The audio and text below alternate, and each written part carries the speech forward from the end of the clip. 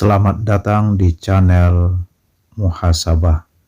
Channel ini akan mengingatkan kita kepada kehidupan di dunia dan kehidupan di akhirat, dan ingat kepada Allah Subhanahu wa Ta'ala.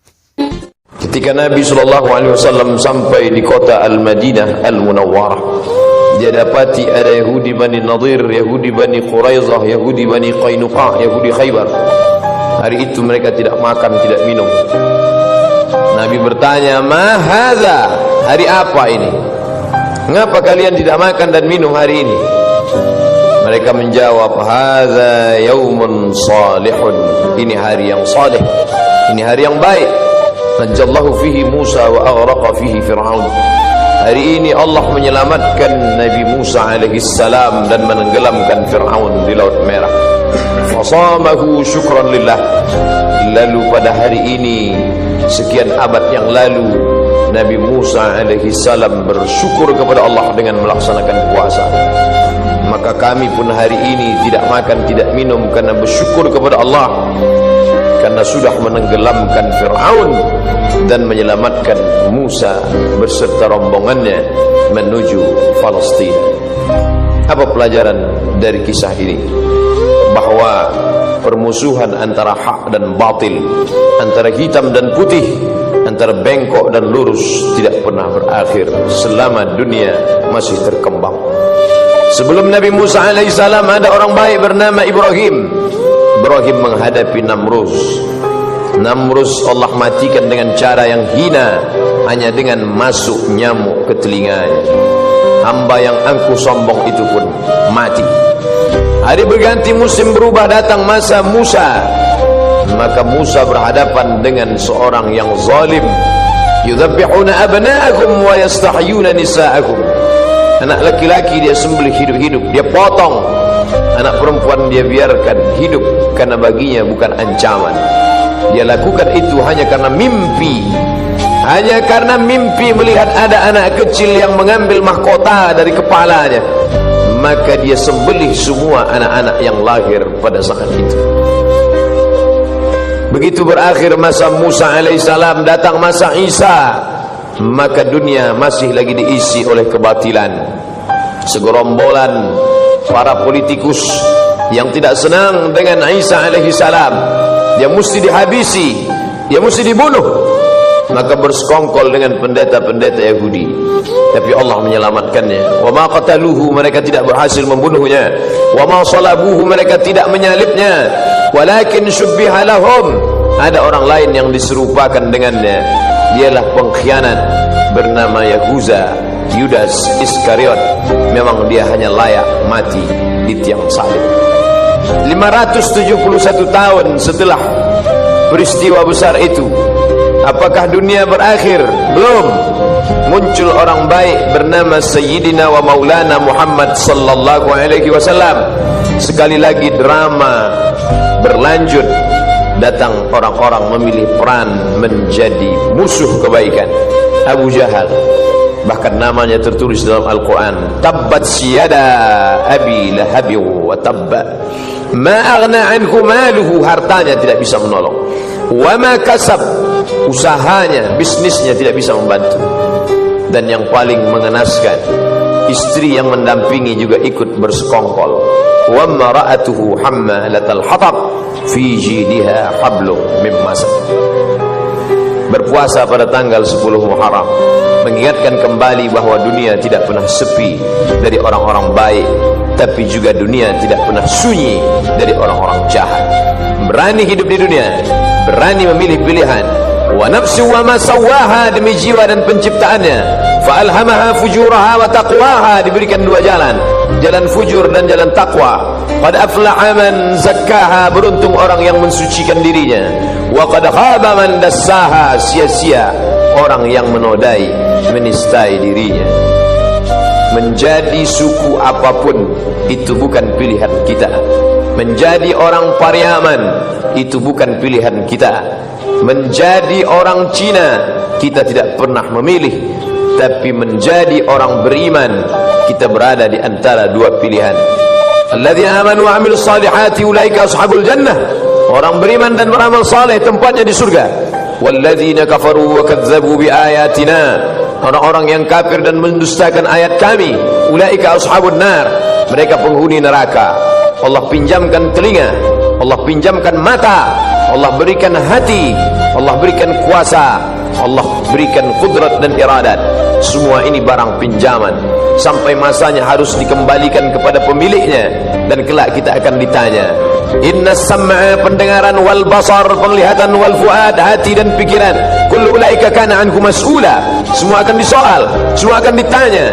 Kemana telinga kau pakai? Sudahkah kau cari kebenaran? Kemana mata kau gunakan? Sudahkah kau pandang kebenaran? Kemana hati dan pikiran kau manfaatkan? Sudah kau pilih kebenaran? Pada saat itu Musa berhasil memilih kebenaran. Pada saat itu Isa berhasil mengalahkan kebatilan. Zaman Nabi sudah terputus. La nabiyya ba'dah, tak ada satupun Nabi sesudah dia. Tidak ada lagi Nabi. Tapi pertikaian, konflik antara hak dan batil masih terus ada. Hari ini kita beramai-ramai di rumah Allah, tapi di saat yang sama ada juga orang-orang batil di tempat kebatilan. Nanti malam kita akan sholat isya pengajian, berada di tempat yang baik, masjid, bersama orang-orang baik, ulama, bersama sahabat terbaik, orang soleh. Tapi di seberang sana ada orang-orang berada di tempat yang tidak baik, bersama pelaku maksiat fasik. Wallahu la yahdil qaumal fasiqin. Berani hidup di atas dunia, berani memilih antara hak dan batil, tapi kita tidak pernah sombong. Kita minta kepada Allah, Allahumma arinal haqqa haqqa warzuqna ittiba'ah, tunjukkan padaku bahwa yang benar itu adalah benar, berikan aku kekuatan untuk mengikutinya. Wa arinal batila batila warzuqna ijtinabah, tunjukkan pada aku bahwa yang batil itu salah, dan beri aku kekuatan untuk menjauhinya. 10 Muharram bukan sekedar menahan makan dan minum. 10 Muharram mengingatkan kembali tentang konflik antara hak dan batil. Sanggup kita memilih, kita menang. Salah kita memilih, kita gagal. Singkat, tapi akibatnya luar biasa. Berapa lama menjalani hidup yang salah, yang khilaf, yang tidak benar itu? Hanya dari akil baligh umur 10 tahun menjelang malaikat maut pencabut nyawa datang 63 tahun. Itu pun kalau sampai seperti umur Sayyidina wa Maulana Muhammad sallallahu alaihi wasallam. Andai tidak, singkat, tapi akibat yang dirasakan khalidina fiha abada, kekal selama-lamanya. Asyura 10 Muharram mengingatkan kita bahwa boleh bersyukur atas matinya orang yang zalim. Dia sudah lama mati. Kenapa sampai hari ini orang beriman masih bersyukur? Dia sudah lama ditenggelamkan di Laut Merah. Kenapa hari ini orang beriman masih bersyukur? Bersyukur diselamatkan Musa, bersyukur ditenggelamkan Fir'aun, musuh agama Allah. Bila hari ini ada orang berkata dia tidak jahat, dia hanya khilaf, dia tidak pernah musuh agama Allah, dia hanya tersalah, maka orang yang bersalah itu mesti ditunjukkan kesalahannya. Kita bukan bangsa pendendam, kita tidak pernah mendendam dalam hati, tapi kita ingin menunjukkan ihqaqul haq wa ibtalul batil, bahwa yang benar adalah benar, bahwa yang batil adalah batil, bahwa pernah membunuh, pernah menyiksa, pernah menyakiti, pernah menghabisi, ulama dibunuh, maka mesti diceritakan kepada khalayak ramai. Ini kelompok kebatilan, ini orang tidak bertuhan yang mengatakan yang bertuhan adalah opium. Siapa saja yang bertuhan beragama, berarti dia sudah terkena candu opium bernama agama. Maka orang beragama mesti dihabisi, ulama-ulama yang mengajak kepada agama mesti dibunuh. Maka itu mesti diungkap kembali, diceritakan kepada anak cucu, ditonton bersama, diperlihatkan kebatilannya. Karena Allah mengingatkan kita, sungguh sudah lama peristiwa itu terjadi, tapi tentang batil dan jahatnya Fir'aun tetap diceritakan dalam Al-Quran. Untuk apa? Menjaga generasi akan datang, agar mereka bisa membedakan. Tidak abu-abu, kalau putih jelas putihnya, kalau hitam tampak hitamnya. Karena yang abu-abu itu tidak membawa kepada kebaikan. Tidak bisa pro kiri dan kanan. Kalau kau ingin masuk surga, pilih ke kanan. Kalau kau siap masuk neraka, pilih ke kiri. Semua ada resikonya. maka kita mesti menampakkan kebatilan sebagaimana Allah memperlihatkan jahatnya Fir'aun. Diingat sepanjang masa, padahal dia sudah ditenggelamkan ribuan tahun yang lalu. Laut Merah menjadi saksi bisu. Kenapa masih diulang juga setiap tahun? Ini menunjukkan orang Islam mesti ingat. Fadzakir, ingat-ingatlah. Inna fa'atiz zikra, karena peringatan itu bermanfaat bagi orang yang beriman. Fadzakir, berilah peringatan. Fa inna zikra tanfa'ul mu'minin, karena memberikan peringatan bermanfaat bagi orang-orang yang beriman. Tunjukkan orang batil itu batil, tampakkan orang yang salah itu salah. Jangan sampai diikuti jejaknya. Selamatkan generasi yang akan datang, sebagaimana Nabi SAW menceritakan tentang kisah Fir'aun bersama Musa alaihissalam. Al-yawma, hari ini, nunajjika, kami selamatkan engkau bibadanika, dengan badanmu tidak mati dimakan cacing tanah. Al-yawma, hari ini, nunajjika, kami selamatkan engkau bibadanika, dengan badanmu tidak membusuk di Laut Merah. Hari ini dia terbujur kaku dalam Museum Tahrir Square di tepi sungai Nil Kairo. Rambutnya berwarna keemasan, kulitnya kehitaman mengering ditelan masa, tapi dia tetap awet. Bagaimana membedakan dia Ramses II dengan mumi-mumi yang lain? Mana yang mumi yang mengejar Musa? Mana mumi yang tenggelam di Laut Merah? Subhanallah, Masya Allah. Dalam paru-parunya ditemukan garam. Tidak mungkin masuk garam ke dalam paru-paru, karena ketika kita minum sambil bicara, ketika air masuk dalam saluran pernapasan, kita akan tersedak. Itu kuasa Allah. Tidak mungkin air gula, air garam masuk ke dalam paru-paru.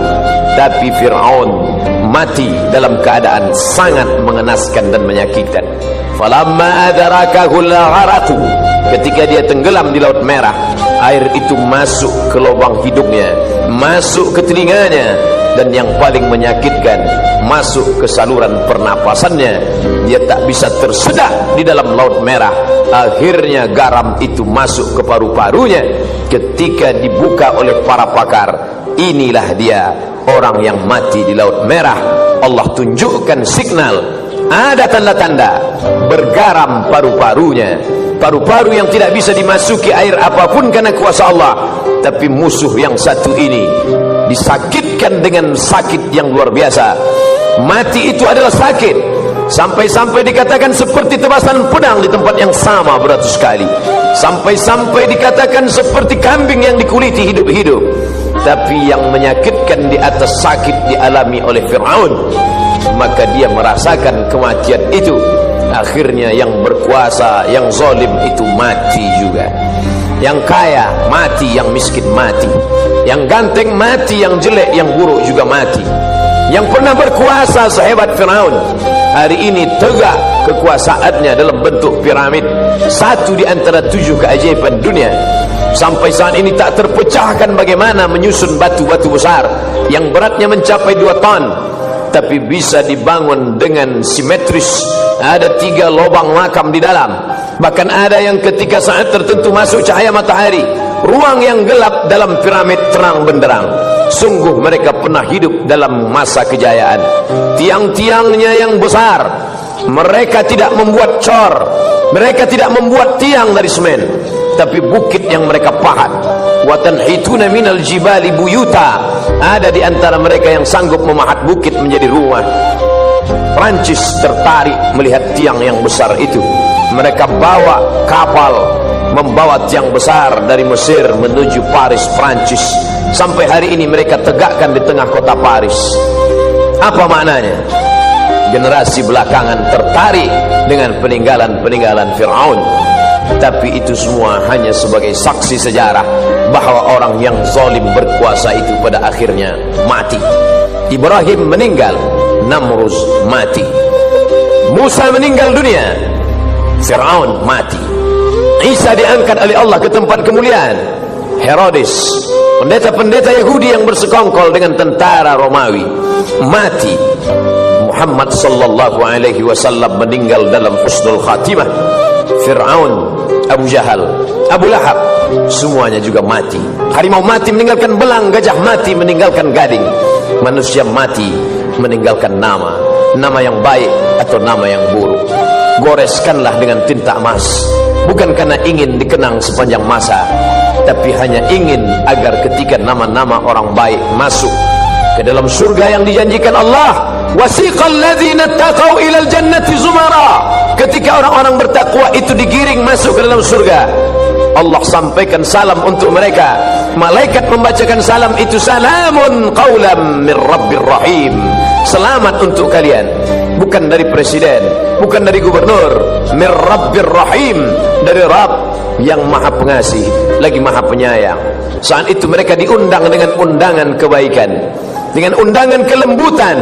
Ya ayyatuhan nafsul mutmainnah, wahai jiwa yang tenang, irji'i, kembalilah.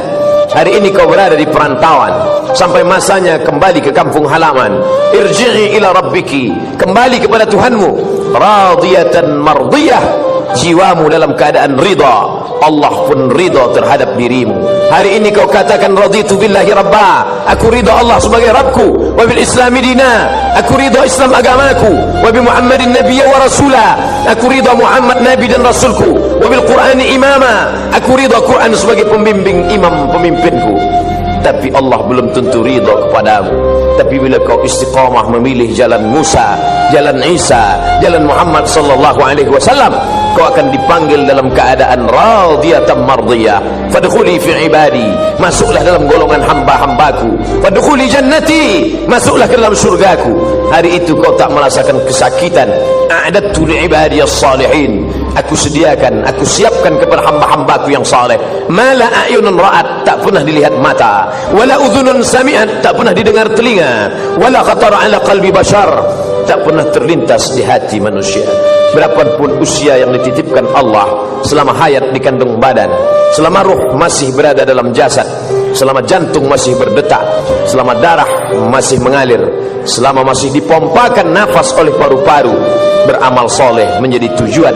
Tapi puncak dari segalanya adalah ilahi anta maqsudi, engkau yang ku maksud, bukan surgamu, bukan takut nerakamu.